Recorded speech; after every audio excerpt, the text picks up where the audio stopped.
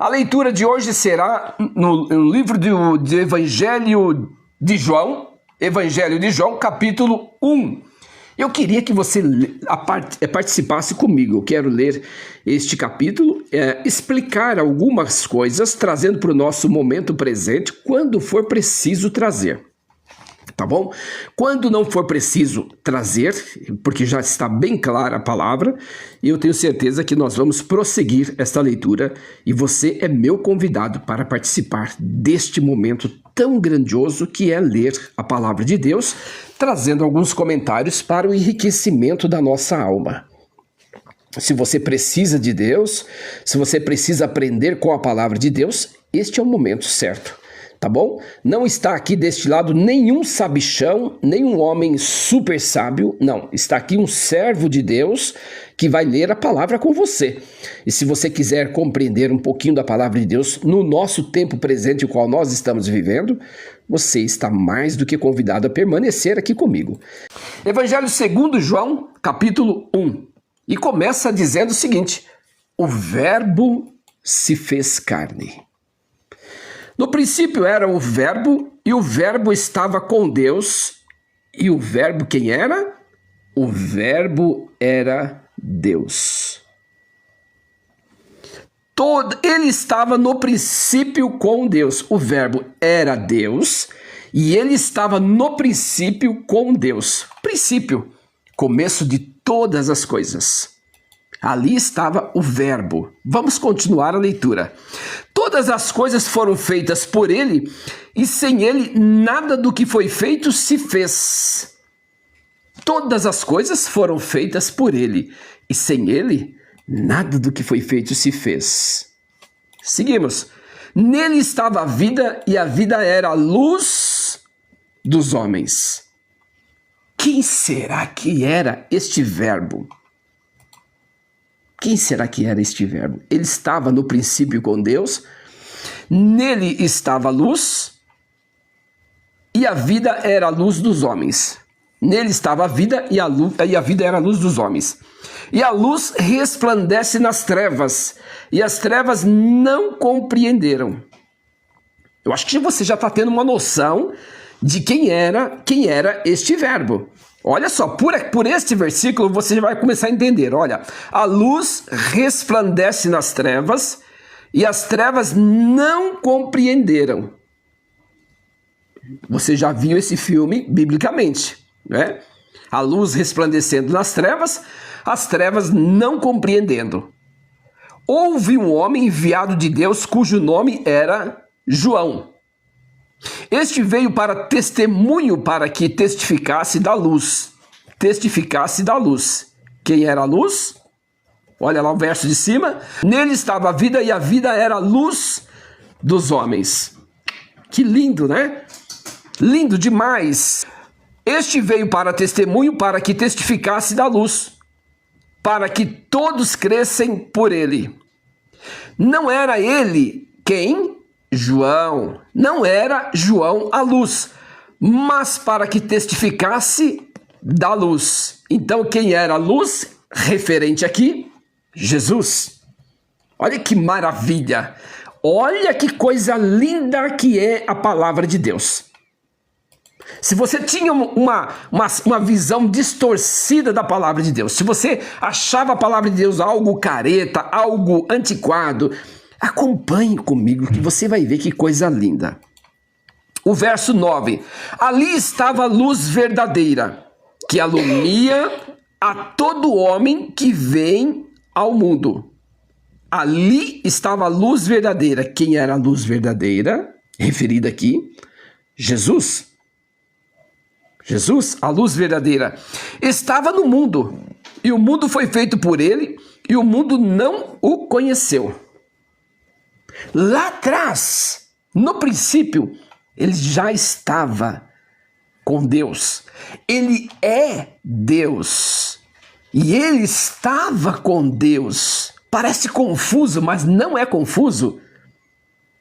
Não é confuso, preste atenção. Veio para o que era seu, e os seus não receberam. Jesus veio para quem? Alguém sabe dizer para quem Jesus veio? Nós estamos defendendo eles agora. Eles são chamados a menina dos olhos de Deus. Jesus veio para os seus, para os judeus, mas os judeus não receberam. Você sabia que ainda existem judeus esperando o Messias? Jesus veio para os seus não receberam. Até um cânticozinho pequenino que diz: Jesus veio para o povo seu não receberam, Jesus agora é meu. O povo não receberam, ele abrangeu aos gentios. Quem são os gentios? Os que não fazem parte do grêmio judaico. Olha só. Então Jesus veio para os seus não receberam, mas agora preste bem atenção neste versículo que eu vou ler agora. Preste bem atenção. No verso de número 12. Mas a todos quanto receberam, deu-lhes o poder de serem feitos filhos de Deus, aos que creem no seu nome. Todos quanto receberam. Eu pergunto para você que está aqui comigo hoje. Vem aqui bem pertinho de mim para você ouvir. Você recebeu Jesus? Se você recebeu Jesus no seu coração, agora sim você é filho de Deus. Outrora, você era apenas criatura. Você está entendendo? O presente momento, se você hoje recebe a Cristo Jesus no seu coração, agora você passa a ser também filho de Deus. Filho de Deus, olha só. Eu quero ler novamente o verso 12. Mas eu peço que você preste atenção. Você está desviando a sua mente. Preste atenção. Mas a todos quanto receberam, deu-lhes o poder. Ou algumas traduções diz o direito. Deu-lhes o direito de serem feitos filhos de Deus. Quem são os filhos de Deus? Aos que creem em seu nome. Se você tem acompanhado algumas lives que eu faço aqui, eu tenho sempre dito e tenho sempre mostrado: crer não é apenas acreditar. Crer é obedecer. A todos quanto obedecem o seu nome, esses são chamados, esses são recebidos como filhos de Deus. Filhos de Deus. Aos que creem no seu nome. Deu-lhes o direito de serem chamados filhos de Deus. Quem? Os que creem no seu nome. Ide por todo o mundo e pregai o evangelho a toda criatura. Quem crer quer dizer obedecer. Quem obedece e é batizado será salvo. Primeiro você tem que obedecer. O batismo é um complemento, o batismo é uma confirmação de que você entendeu o evangelho e agora você batizou. A todos quanto receberam, deu-lhes o direito de serem feitos filhos de Deus. Então, você, a partir do momento que você abriu seu coração para Cristo Jesus, apenas, somente o Senhor teu Deus adorarás e só a Ele servirás. Se você abrir o seu coração apenas para Cristo Jesus, e Ele está agora reinando no seu coração, reinando. Se Ele é rei, você é súdito, é isso? Exatamente. Então, Ele é rei. Se Ele é rei, Ele domina. Se Ele domina o seu coração, você não faz o que quer. Nem com a sua vida, nem com o seu corpo, nem com sua mente, nem com seus pés, nem com suas mãos, nem com os seus olhos. Você é dominado pelo Espírito de Deus. Todos os prazeres que você sente, que são carnais, eles são repugnados pelo poder do Espírito Santo que passa a habitar dentro de você. Não vivo eu na carne, mas Cristo vive em mim. É que o apóstolo Paulo disse: não sou mais eu quem vivo, mas Cristo vive em mim. Isso é quando você entrega o seu coração para Cristo Jesus e diz a Ele: olha, tome conta do meu coração, porque eu não sou capaz de tomar conta do meu coração. Foi o Senhor quem fez, é o Senhor quem cuida, é o Senhor quem criou, e o Senhor sabe tomar conta do meu coração que eu não sei. Então, se o Senhor sabe tomar conta do seu coração, entregue para Ele tomar conta do seu coração. Eu tenho certeza absoluta que você vai ser a pessoa mais feliz da terra. A pessoa mais feliz da terra não é quem tem rios de dinheiro, não é quem tem aviões, jatinhos, quem viaja o mundo inteiro. Não, essas pessoas, na sua maioria, esses milionários, bilionários, não têm esta felicidade de quem tem Jesus no coração. Quem tem Jesus no coração é a pessoa mais feliz do mundo. Porque tendo Jesus, você tem disciplina, você tem suprido as suas necessidades, você tem a graça de Deus, que é favor imerecido, você tem paz abundante, porque Jesus disse, deixo-vos a paz, não vou lá dou como o mundo a dá.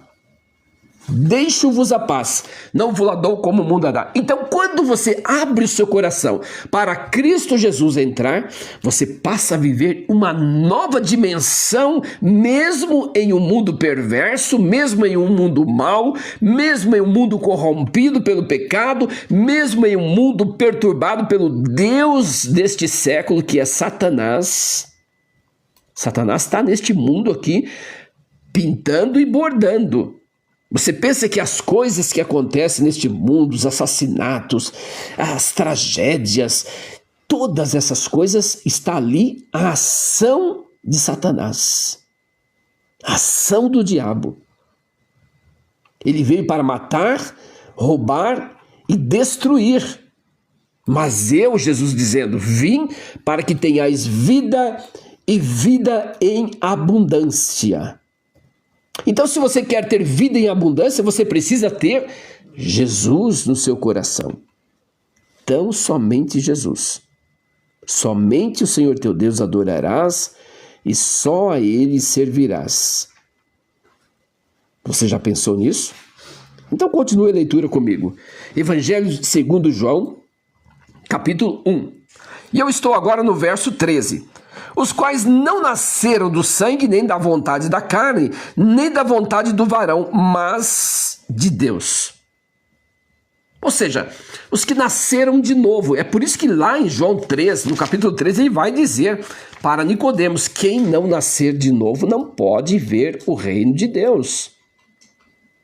Quem não nascer da água e do Espírito não pode ver o reino de Deus. Ah, mas eu tenho a minha religião, e esse cara está falando besteira, eu tenho a minha religião, eu sou religioso, a minha religião A, B, C, ou D, F, G, H, a minha religião, e eu não deixo dela de forma alguma, porque é tradição da minha família. Eu digo para você, a sua religião não te levará a Cristo. Você precisa conhecer tão somente a verdade. Conhecereis a verdade e a verdade vos libertará. Libertará do engano, libertará da falsa modéstia, libertará da religião falsa, libertará da religiosidade. Tem muita gente hoje apegado à religiosidade, achando que vai ser salvo porque faz parte de uma organização religiosa, onde tudo é bonitinho, tudo é certinho, tudo é enfeitado, mas por detrás ou no centro dela, como diz o apóstolo Pedro, há ali um engano escondido, um engano oculto entre ela para seduzir as pessoas. Mas Cristo Jesus veio para nos trazer livramento, para nos trazer salvação. Então, se você quer ter salvação da sua alma, você precisa conhecer este verbo. No princípio era o verbo estava com Deus e o verbo era Deus. Olha só, continuando aqui, o verso 14. E o verbo se fez carne e habitou entre nós.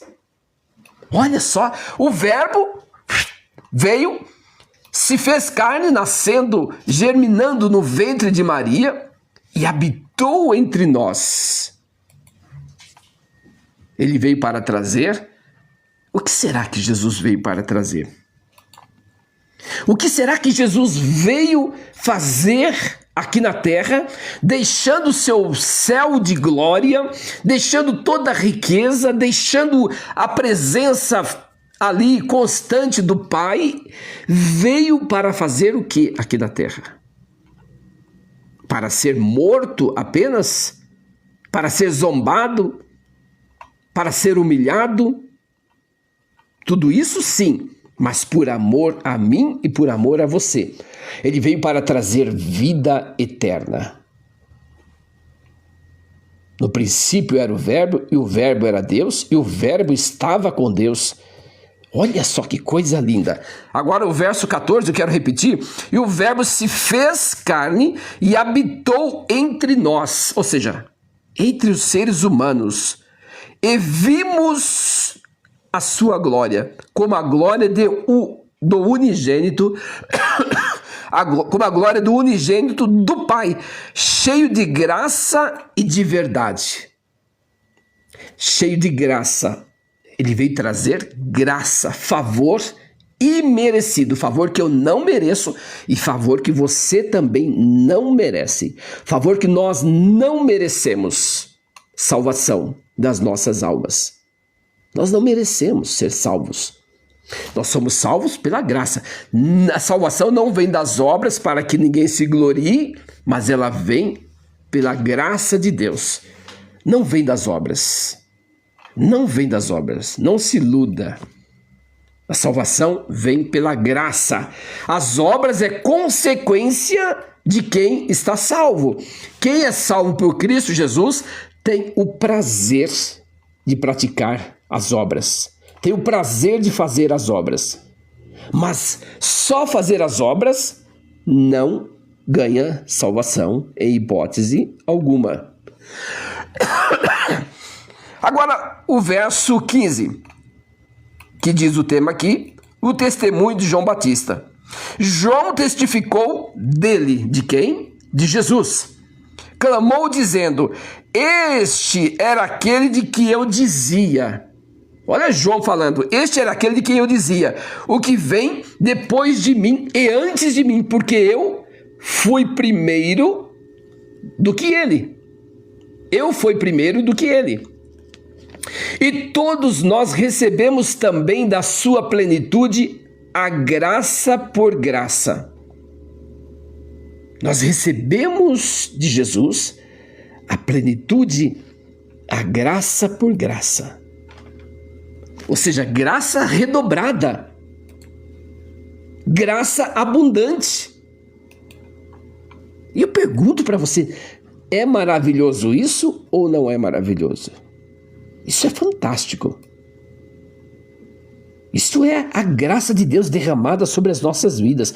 Nós somos salvos hoje por Cristo Jesus. Não é porque nós merecemos. Nós nunca merecemos nada de Deus.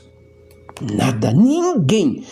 Se eu merecer, Deus vai fazer isso. Se eu merecer, Deus vai me dar essa graça, essa bênção. Nós não merecemos. E a pessoa diz, se eu merecer, Deus vai me dar essa graça. Graça já é favor imerecido.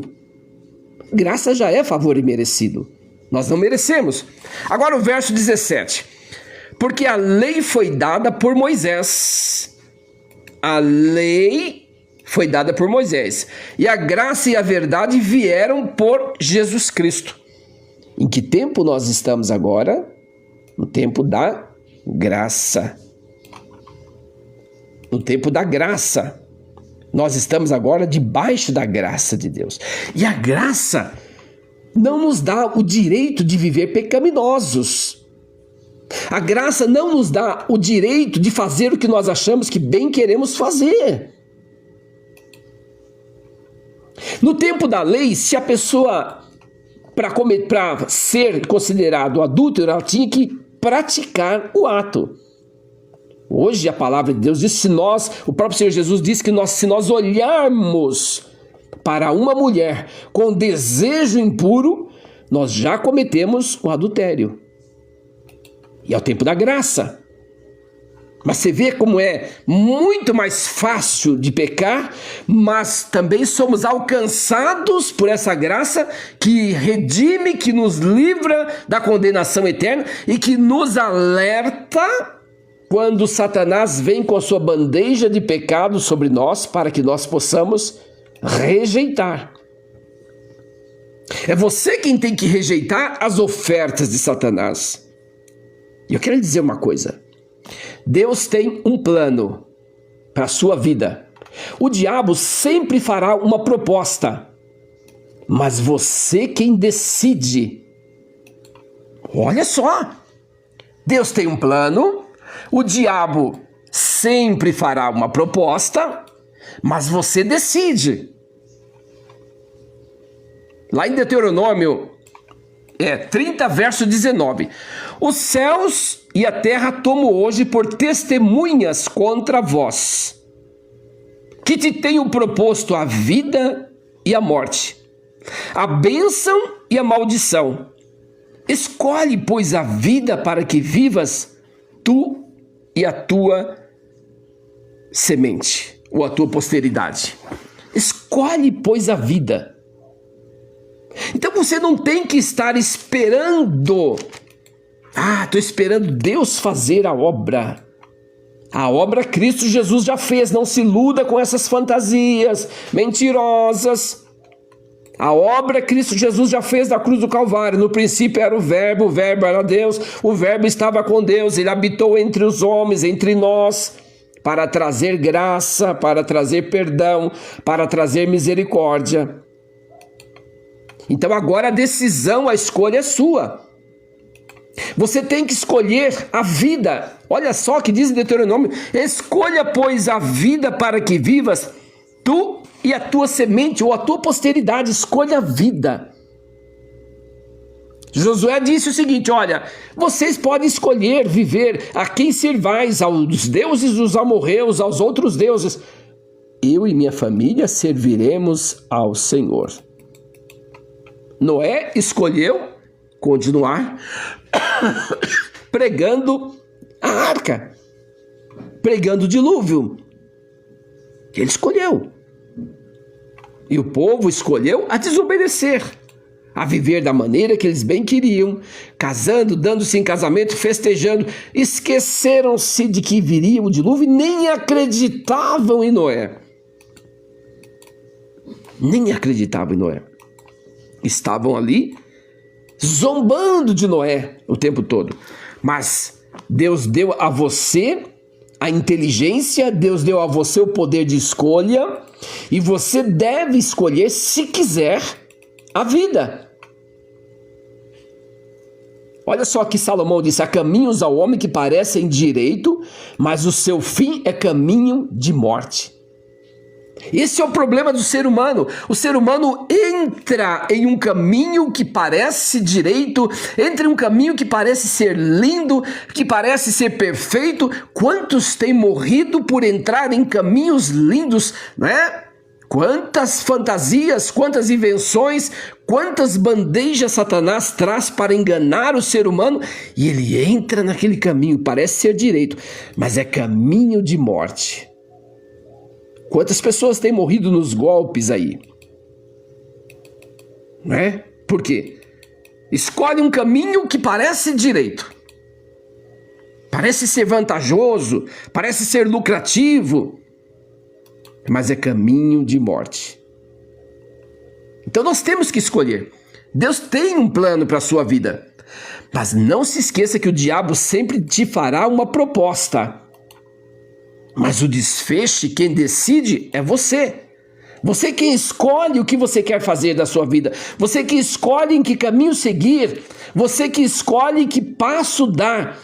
Você escolhe servir a Deus ou servir o diabo. Servir a Deus ou servir a Mamon. Servir a Deus ou servir as riquezas. Servir a Deus ou servir a prostituição, a imoralidade, o pecado, a roubalheira. Servir a Deus ou viver do jeito que você bem quer. Mas escolha a vida, e a vida é Cristo Jesus. A vida é Cristo Jesus. Eu também te aconselho a seguir a vida. Eu vim para que tenhais vida e a tenhais em abundância. Ele quer dar para você vida em abundância. Vida em abundância não quer dizer farturas de bens terrenos. Não. Esqueça que isso é vida em abundância. Vida em abundância é prazer de viver. alegria em poder viver, tendo ou não tendo, possuindo ou não possuindo, ganhando ou não ganhando, tendo lucro ou não tendo lucro, vida em abundância. Trata-se do reino espiritual que afeta o nosso físico, o nosso psicológico, que afeta o nosso dia a dia e traz para nós felicidade, prazer em viver. Quantos estão aí correndo em busca das riquezas? Quando chega lá no topo, ele olha para baixo e fala: poxa vida, eu lutei tanto para ter isso, achei que quando eu chegasse aqui, eu ia ser a pessoa mais feliz da terra. Mas não. Engano. Claro que as riquezas, elas sendo abençoadas por Deus, ajudam-nos muito, claro. Claro. Eu poderia ter um excelente celular para estar fazendo essa live, eu poderia ter um excelente microfone, eu poderia... Mas e daí? Eu não estou fazendo da mesma? Então nós precisamos olhar de um ângulo diferente a coisa, como porque Jesus veio para nos trazer esta visão diferenciada. Por isso que ele diz: eu vim para trazer, para dar vida e vida em abundância. Agora, Evangelho segundo João, capítulo 1, verso 18. Deus nunca foi visto por alguém. Olha só, parece confuso, mas não é. Deus nunca foi visto por alguém. O Filho unigênito que está no seio do Pai, este fez conhecer. O Filho unigênito que está no seio do Pai, este fez este conhecer. Este fez este conhecer. Este fez nós conhecermos a Deus. Filipe disse: Senhor, mostra-nos o Pai. E Jesus disse: quem vê a mim, vê o Pai, Filipe. Ô Filipe, eu e o Pai somos um. Quem vê a mim, vê o Pai, Filipe. Olha, não é maravilhoso isso? Então, se você quer conhecer Deus, você tem que conhecer Jesus. Conheça Jesus e você vai conhecer Deus. Mas não queira conhecer Jesus apenas pelas obras da natureza. Que coisa linda a natureza. Coisa linda, coisa fantástica. Se você mergulhar no fundo do mar, você pode ver os filmes que são feitos no fundo do mar, coisas que trazem, que revelam a riqueza que há no fundo do mar. Você pode ver a natureza. Eu, por exemplo, tenho aqui uma mata linda, tenho um bosque lindo. Então você pode ver. Mas se você olhar para você que é semelhança de Deus, a riqueza, a anatomia humana é coisa fantástica. Se você tivesse a oportunidade de estudar, os seus olhos, você veria quanta riqueza de Deus tem aí. Suas células. Você vai ver que riqueza tem aí. Então, agora o verso 19. E este é o testemunho de João. Quando os judeus mandaram de Jerusalém sacerdotes e levitas para que lhe perguntasse: quem és tu? E confessou e não negou. Confessou: eu não sou o Cristo. João não quis tirar vantagem, né? Os homens hoje querem tirar vantagem. Eles se gabam de títulos de apóstolo, de bispo. Eles se gabam de famosos. Eles se gabam de curadores. Eles se gabam de multiplicação das riquezas das pessoas. Eles se gabam de tantas mentiras e enganos. E o povo, por falta de conhecimento, vai atrás desses elementos, desses falsos profetas, porque eles se gabam de serem o que eles não são. Mas João não, João poderia ter dito assim: eu sou o Cristo, eu vim aqui para trazer milagre para a sua vida, eu vim aqui para operar sinais. Não, confessou e não negou, confessou: eu não sou o Cristo, eu não sou o Cristo. E perguntaram-lhe: então que? Tu és Elias? E disse: não sou. Tu és profeta? E respondeu: não. João perguntando para João, e João respondendo as perguntas dele. E disseram-lhe, pois: quem és tu?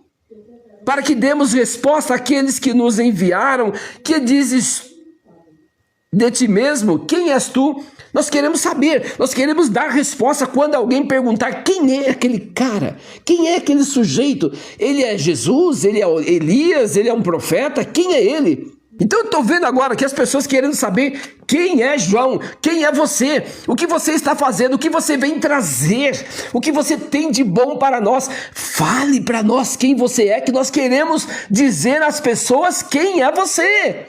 Você é Elias? Você é um profeta? Você é o Cristo? Não, não, não sou. E não negou. E sempre dizia que não. Ele disse: eu sou a voz do que clama no deserto. Ah, que coisa fantástica! Quantas vezes eu me ponho aqui como a voz do que clama no deserto. Poucas visualizações, poucas pessoas acompanhando, mas não me importa. Eu sou a voz do que clama no deserto. Este era João. Eu sou a voz do que clama no deserto. Agora, olha só o que ele vai dizer no verso 23 do Evangelho segundo João. Olha só o que ele vai dizer. Eu sou a voz do que clama no deserto. Endireitai o caminho do Senhor, como disse o profeta Isaías. Endireitai o caminho do Senhor.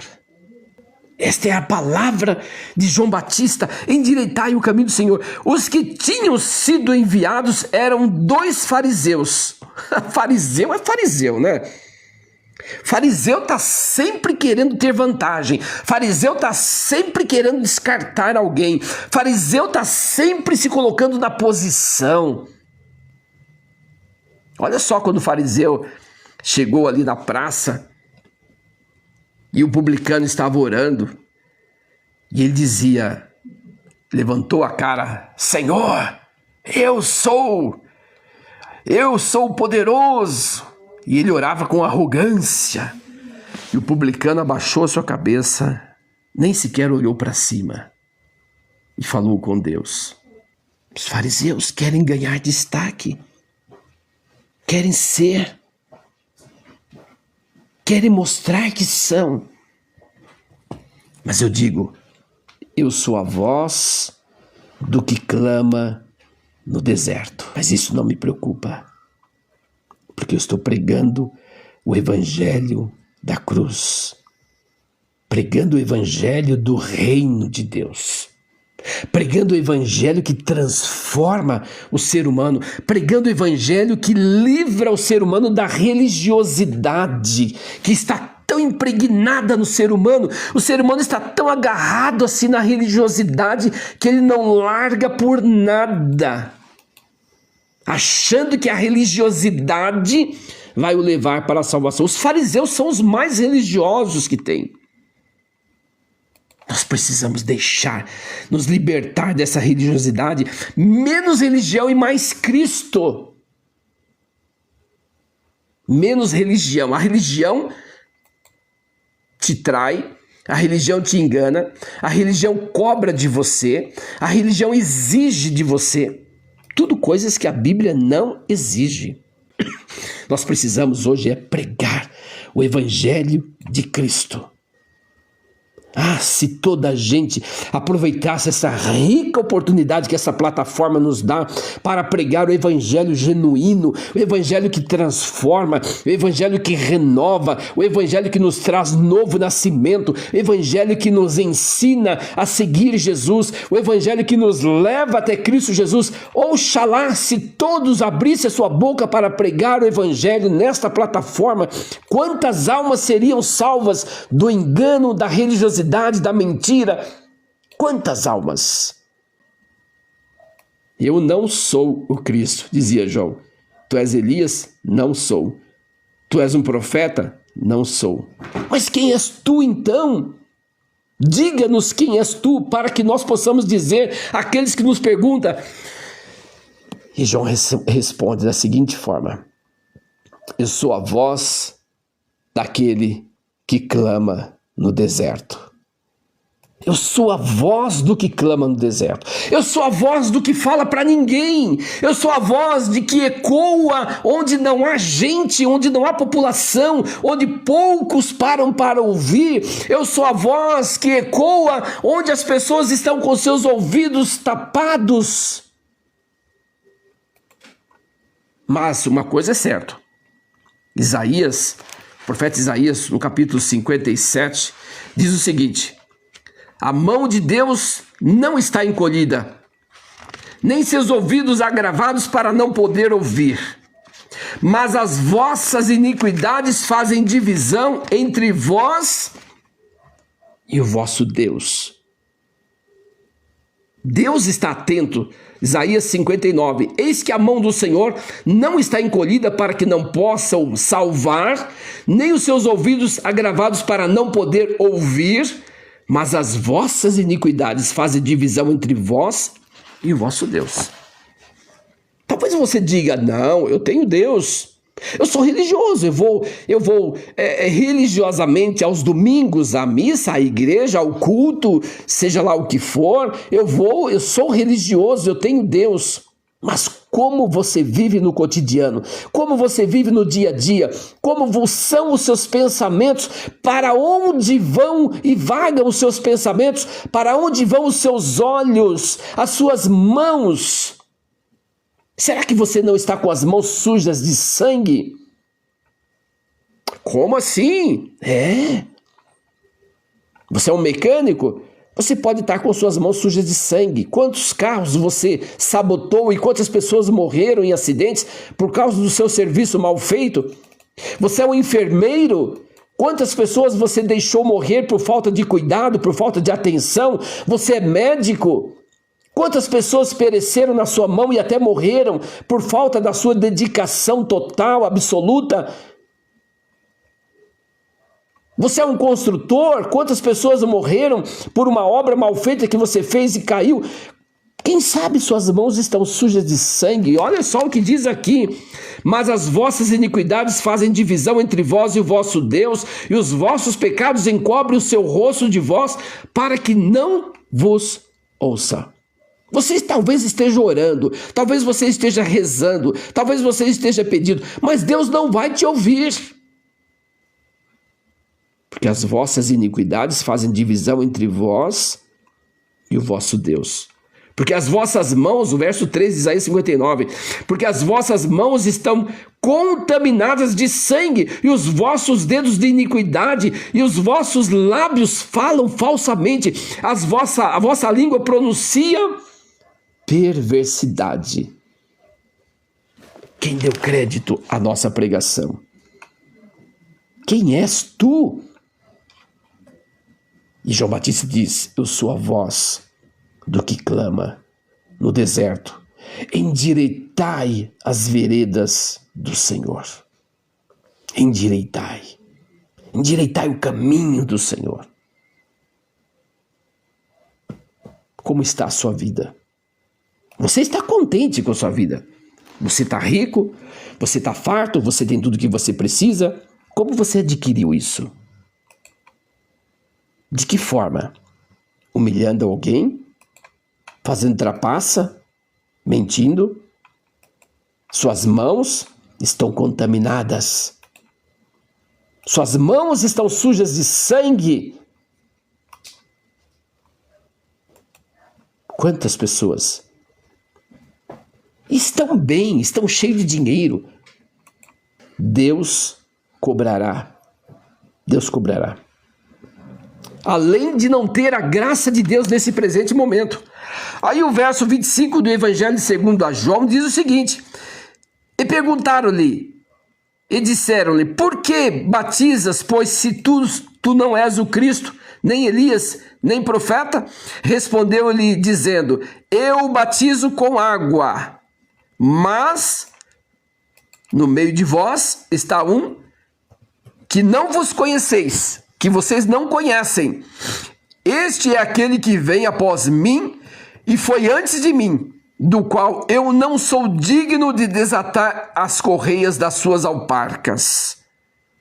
Essas coisas aconteceram em Betânia, outra banda do Jordão, onde João estava batizando. Eu batizo com água, mas após mim vem um que vos batizará com fogo. Olha só, no dia seguinte João viu a Jesus que vinha por ele e disse: eis o Cordeiro de Deus que tira o pecado do mundo. Este é o batismo de Cristo Jesus, tirar o pecado do mundo, arrancar as pessoas das garras de Satanás. Eis o Cordeiro de Deus. Olha, ele está ali. Ele que é. A glória é dele. O louvor é dele. Bendizei-o, glorificai-o, não a mim. E os homens hoje não estão fazendo isso. Os homens hoje estão recebendo a glória para si. Foi na minha igreja que ele foi curado. Foi na minha oração que ele sarou. Foi na minha pregação que ele se converteu. Foi na minha mensagem que ele atendeu. Então os homens hoje estão tomando o lugar de Deus. Foi na minha igreja. Que minha igreja? A igreja de Cristo. A igreja de Cristo. Eu, por exemplo, como pastor, sou um mero administrador da igreja de Cristo. E ai de mim se eu não tratar direito a noiva de Cristo. Ai de mim. Então, João aponta Cristo, não aponta ele. João poderia dizer: ó, fui eu sou, não sou. E agora ele aponta para Jesus: eis aí o Cordeiro de Deus que tira o pecado do mundo. Este é aquele do qual eu disse: após mim vem um varão que foi antes de mim, porque era primeiro do que eu. Esse aí que vocês estão vendo é aquele que eu disse para vocês: após mim vem um varão. Este é aquele ao qual eu disse: após mim vem um varão que foi antes de mim, porque já era o primeiro do que eu. Já era primeiro do que eu. Já existia antes que eu. Lembre-se que no princípio era o verbo, e o verbo era Deus, e o verbo estava com Deus. Sempre existiu. Não existia como filho de Deus, não existia como Jesus. Não existia como Jesus, mas existiu sempre como Filho de Deus. O verso 31 do Evangelho de 2 João, que diz o seguinte: eu não o conhecia, mas para que ele fosse manifestado a Israel, vim eu, por isso, batizando com água. Eu vim batizando com água, mas a obra ele que está fazendo nos corações. Eu vim batizando com água, mas a obra ele que está fazendo no coração. E João testificou dizendo: eu vi o Espírito descer do céu como uma pomba e repousou sobre ele, o Espírito Santo. E eu não o conhecia, mas o que me mandou a batizar com água, este me disse: sobre aquele de que vires descer o Espírito de Deus e sobre ele repousar, este é o que batiza com o Espírito Santo. O batismo com o Espírito Santo é uma transformação, não é este movimento que nós falamos. Olha, a pessoa que não é batizada com o Espírito Santo não fala em línguas, não tem o reteté, não tem papapá. Não, o batismo com o Espírito Santo é um encontro chocante em que Jesus faz com o ser humano e que ele é transformado pelo poder do Espírito Santo.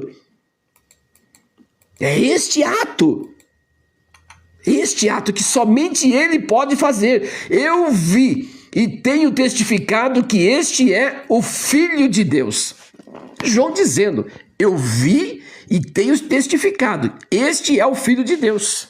Agora nós vamos ver aqui no verso 35 do Evangelho de 2 João, dizendo: os primeiros apóstolos de Jesus. No dia seguinte, João estava outra vez ali e 2 dos seus discípulos, e vendo passar a Jesus, disse: eis aí, olha, o Cordeiro de Deus. Eis o Cordeiro de Deus. Ali, aquele que está passando ali, é o Cordeiro de Deus. E os 2 discípulos, ouvindo dizer isto, seguiram a Jesus. Eu estou aqui para dizer para você que Cristo Jesus salva, transforma a sua vida aqui na terra. Batiza-te com o Espírito Santo, que é este encontro, essa fundição Quando há uma união ali que não fica a marca da solda. Uma união forte. Olha só. E Jesus, voltando-se, vendo que eles o seguiam, disse-lhe: que buscais? E eles disseram: Rabi, que traduzido quer dizer mestre, onde moras? E ele lhe disse: vinde e vede. Vinde e vede. Vocês querem me conhecer? Venham até mim. Vinde e vede. E foram e viram onde morava, e ficaram com ele aquele dia, e era já quase a hora 10ª. Ficaram o dia ali com ele. Estava bom ficar com Jesus, estava bom permanecer com Jesus. Perdão. Reconheceram a casa de Jesus, estavam ali com ele. Parece que não queriam ir embora mais. Como é prazeroso quando nós estamos juntos com Jesus, além de nós vivermos no dia a dia, no cotidiano, mas quando nós tiramos um tempo especial para estar com Jesus, como é bom. Em oração, em leitura da palavra. Em um momento como este, estar com Jesus é gratificante. Era André, irmão de Simão Pedro, um dos dois que ouviram aquilo que João e o haviam seguido. Este achou primeiro seu irmão Simão e disse-lhe: achamos o Messias, que traduzido é o Cristo. E levou-o a Jesus. E olhando Jesus para ele, disse: tu és Simão, filho de Jonas, tu serás chamado Cefas, que quer dizer Pedro. O que eu estou fazendo aqui é levar você, é fazer com que você se desperte a ir até Jesus. Não estou convidando você para nenhuma religião. Estou convidando para você ir até Jesus. Você pode fazer isso no seu quarto, você pode fazer isso dirigindo, você pode fazer isso na sua poltrona, você pode fazer isso embaixo de uma árvore, você pode marcar este encontro com Jesus em qualquer lugar. Chegue em um lugar, fique ali só, ou pode estar com a sua família, com a sua mulher, mas este momento seja exclusivo para Deus e diga para Ele o seguinte: eu quero estar com o Senhor. O Senhor me aceita como filho? O Senhor me aceita? Faça aquela pergunta que o filho pródigo fez para o seu pai. Aceite-me como um dos teus jornaleiros. Aceite-me como um servo. Eu quero ser teu servo. Eu quero ser teu seguidor. Olha só. E levou a Jesus. E olhando Jesus para ele, disse: tu és Simão, filho de Jonas, tu serás chamado Cefas, que quer dizer Pedro. E no dia seguinte quis Jesus ir a Galileia e achou Filipe e disse-lhe: segue-me. Olha Jesus chamando eles para seguirem. Jesus continua chamando para que nós o sigamos. Para que nós o sigamos. Escuta a voz do bom Jesus.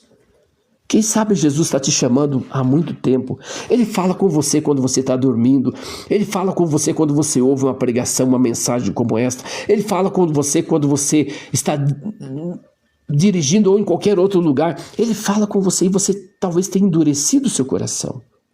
É tempo aceitável. Amanhã talvez possa não existir.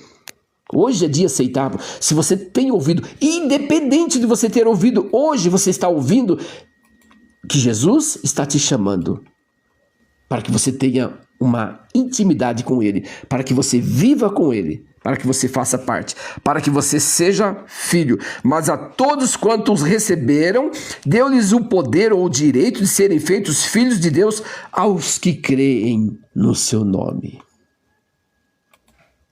Aos que obedecem o seu nome, aos que obedecem os seus ensinamentos. Se você obedece os ensinamentos de Cristo Jesus, não os dogmas da religião. Por favor, em nome de Jesus, não se iluda com os dogmas da religião. Você tem que fazer assim, você tem que fazer assado, você não pode usar isso, você não pode usar aquilo, você tem que guardar esse dia é santo, aquele dia não é, você não pode comer esta carne, você não pode beber café, você não pode usar calça comprida, você não pode usar saia, você não pode... Esqueça os dogmas da religião, por favor. Os dogmas da religião vêm para trazer peso para os seus ombros. E Jesus disse que o seu fardo é leve e suave. Jesus não veio para pôr peso nos seus ombros. Muito pelo contrário, Jesus veio para tirar o seu fardo. Jesus veio para tirar o seu fardo. Venha para Jesus. Venha. Venha para Jesus. No verso 43 do Evangelho de São João, no dia seguinte quis Jesus ir a Galileia e achou Filipe e disse, segue-me, não é? Já li.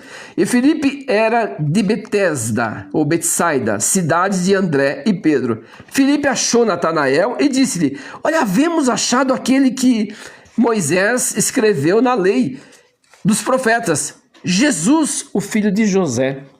Então, havia ali, todos estavam felizes porque acharam, um achava e dizia, outro achava e dizia. Quem sabe você já achou Jesus, mas não está dizendo para as pessoas que você encontrou.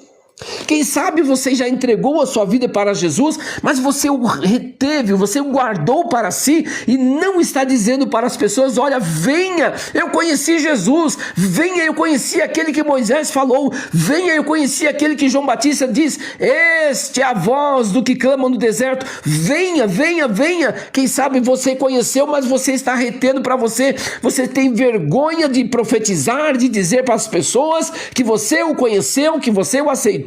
Você está retendo Jesus para você como um mar morto que não distribui, que não dá, que não entrega. Pregue Jesus neste lugar que Jesus quer que você o distribua. Porque nós já estamos vivendo nos tempos do fim. Ou você pensa que este mundo durará mais 300, 400 anos? Você está enganado. Nós estamos nos tempos do fim. Nós estamos na reta final. E eu só posso dizer Maranata, que quer dizer, ora vem, Senhor Jesus. Ora vem, Senhor Jesus. O verso 46 do Evangelho de 2 João, capítulo 1, e diz o seguinte, disse Natanael, pode vir alguma coisa boa de Nazaré? E disse Filipe, vem e vê. Pode, porventura, de Nazaré sair alguma coisa boa? Filipe não respondeu de outra forma. Ele disse assim, vem e experimenta, vem e prova, vem e vê. Cristo Jesus é o Salvador. Cristo Jesus veio para te salvar. Cristo Jesus veio para transformar a sua vida para a salvação. O objetivo maior de Cristo Jesus é salvar a sua alma. As coisas que você tem aqui na terra, que você quer adquirir, Ele pode te abençoar e te dar capacidade e te dar riquezas, mas é Ele quem veio para salvar a sua alma da condenação eterna que ninguém e que dinheiro nenhum deste mundo pode dar. Ninguém e nem dinheiro nenhum deste mundo pode lhe dar. Somente Cristo Jesus pode te salvar, pode remir a sua alma do pecado. Vem e vê. Olha, vem testificar. Se você acha que de Nazaré não pode sair alguma coisa boa, vem ver. E Jesus viu Natanael vir ter com ele e disse dele, eis aqui um verdadeiro israelita em quem não há dolo. Olha que coisa gostosa. Imagine Jesus dizer isso para você. Eis aqui um servo meu que não há dolo. Eis aqui um servo que não há dolo. O verso 48. Disse-lhe Natanael, de onde me conheces tu? Olha, ele perguntou para Jesus, que é onisciente. É que ele não sabia, né, quem era Jesus. Ele não sabia que Jesus era onipresente, onipotente, onisciente. E ele pergunta para Jesus, de onde você me conhece? Você me conhece da onde? Mesma coisa quando Zaqueu sobe no sicômoro para ver Jesus passar. Jesus chega embaixo, olha para cima e diz: Zaqueu, desce depressa, porque hoje convém pousar na sua casa. Jesus sabe o seu nome, Jesus sabe onde você mora, Jesus sabe o que você faz, Jesus sabe o que você pensa, Jesus sabe da impureza da sua mente, Jesus sabe da pureza da sua mente, Jesus conhece as suas iniquidades, Jesus conhece as suas benfeitorias, Jesus sabe que você é um traidor da sua mulher, Jesus sabe que você é um traidor uma traidora do seu marido, Jesus sabe que você é um adúltero, que você é um mentiroso, Jesus sabe que você é um religioso falso, mentiroso, escondendo atrás de uma vestimenta. Jesus sabe disso. Não adianta você disfarçar. Jesus sabe. Jesus sabe disso. Antes que Filipe te chamasse, te vi eu assentado debaixo da figueira. Jesus já tinha visto ele. Natanael respondeu e disse-lhe: Rabi, tu és o filho de Deus, tu és o rei de Israel. E Jesus respondeu e disse-lhe: por que te disse, vi-te debaixo da figueira, crês? Coisas maiores que estas verás. Porque eu te disse que te conheço, que te vi debaixo da figueira, agora você acredita? Será que nós precisamos ver um milagre na nossa vida para acreditar que Cristo Jesus é o Salvador, que Cristo Jesus é o Libertador? Será que nós vamos ter que esperar acontecer alguma coisa fantástica para nós dizer, isso é fantástico, foi Jesus quem fez? Não precisamos. A obra maior que Cristo Jesus pode fazer na minha e na sua vida é a conversão da sua alma, é a salvação para a sua alma, que vem por meio da graça, e de graça, pago por ele, mas chega até nós de graça. E Jesus respondeu e disse, coisas maiores verás. E disse, do verso 51, e disse-lhe, na verdade vos digo que daqui em diante vereis o céu aberto e os anjos de Deus subirem e descendo sobre o Filho do Homem. Daqui em diante, verás os céus abertos e os anjos de Deus subirem e descerem sobre o Filho do Homem. Verás coisas magníficas, verás coisas maravilhosas. Quando você abrir o seu coração para Cristo Jesus, quando você abrir a sua alma para que Cristo entre, você vai ver coisas que você nunca viu.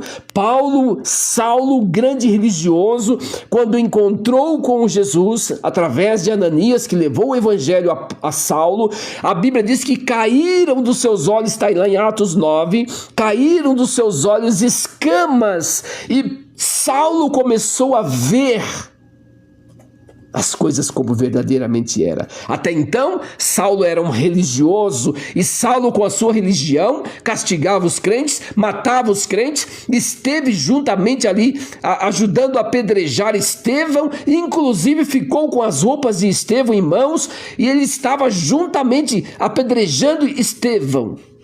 Religioso.